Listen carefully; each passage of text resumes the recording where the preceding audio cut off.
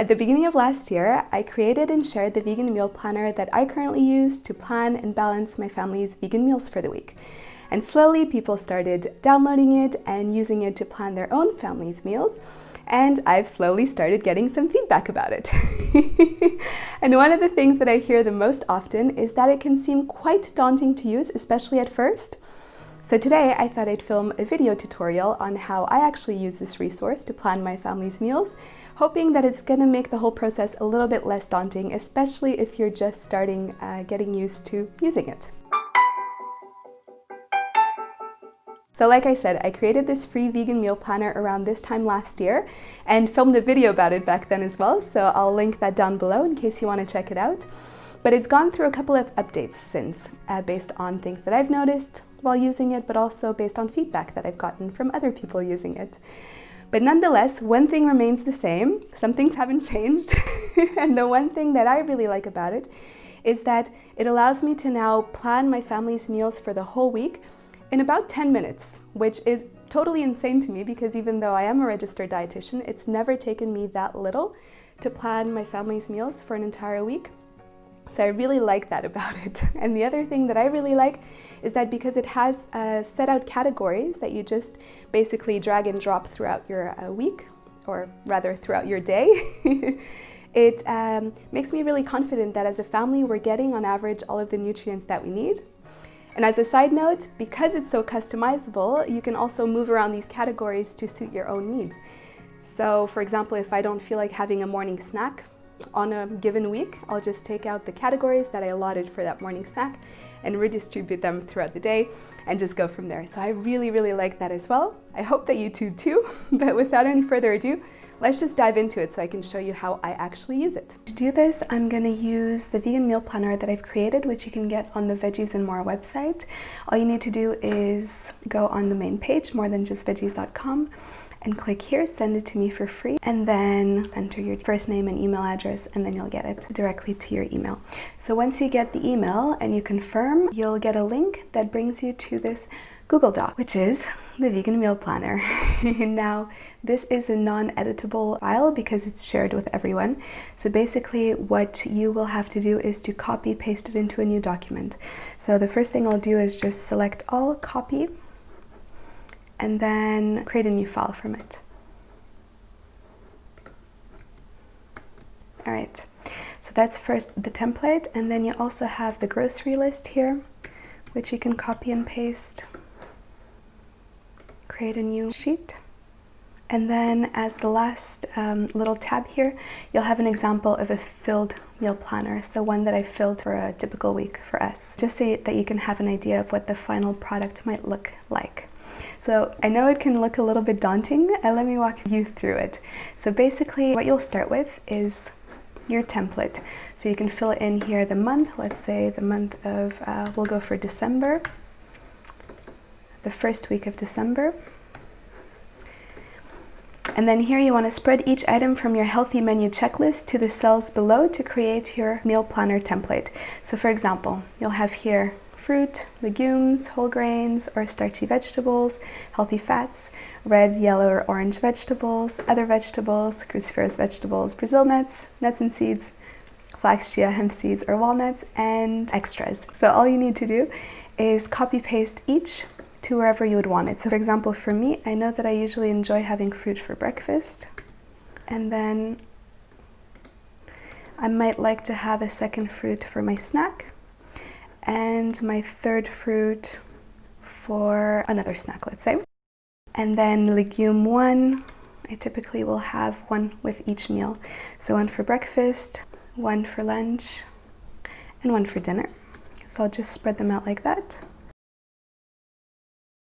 And then I just keep going for each category. So whole grains or starchy vegetables, for example, I tend to have one with each meal. So that's what I'm gonna do. But of course, you can just divide this however up you like, based on what you enjoy most in terms of meals and snacks. So healthy fats, I also put one at each meal. Red, orange, or yellow vegetables, I don't typically have any for breakfast. So I'll go with one for lunch and then one for dinner. And for me, lunch and dinners are very easy because they're very often just leftovers for lunch of the dinner we've had the previous night. So the distribution is pretty much similar. And then for cruciferous vegetables, same thing. I spread them over lunch and dinner, like so. And then Brazil nuts, I tend to have it in the morning, and Brazil nuts are a great source of selenium, which tends to sometimes be low on a vegan diet, and that's why I try to incorporate Brazil nuts on a daily basis.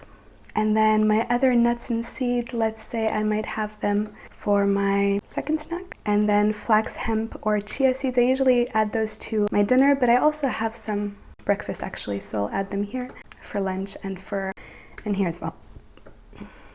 All right. And then extras for each meal, so that's like if I have an extra sauce or something like that. Extras and extras. And then you can have extras for your snacks too, just in case you need to add an extra category.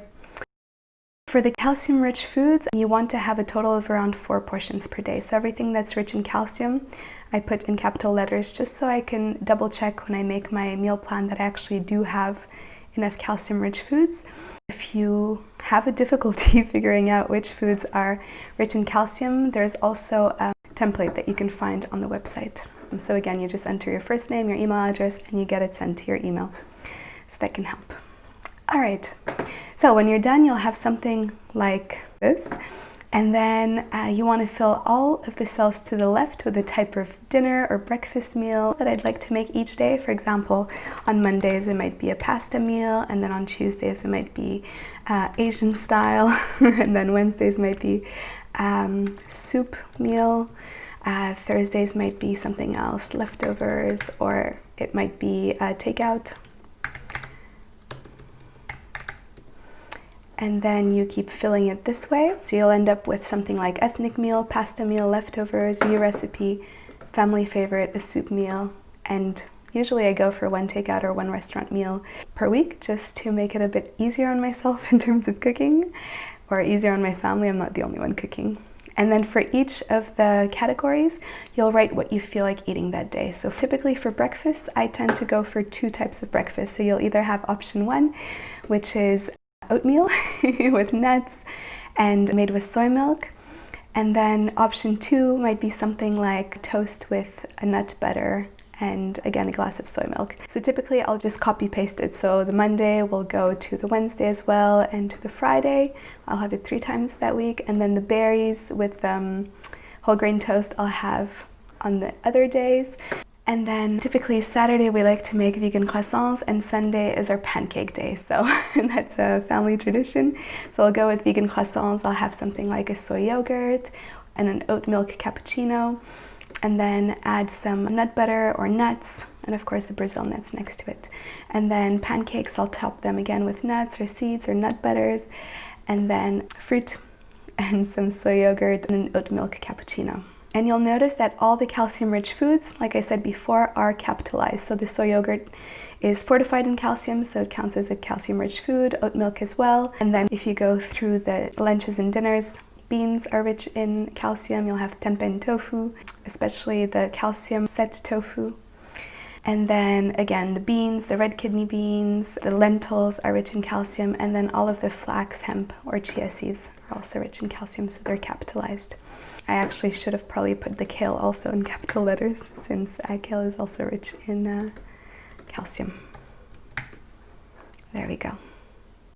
So you just go through your template, filling out whatever you feel like eating for your snacks, for your lunches, for your dinners, for your second snack if you tend to have a second snack. If you don't, just reorganize these categories and spread them out throughout the rest of the day for the meals that you do have.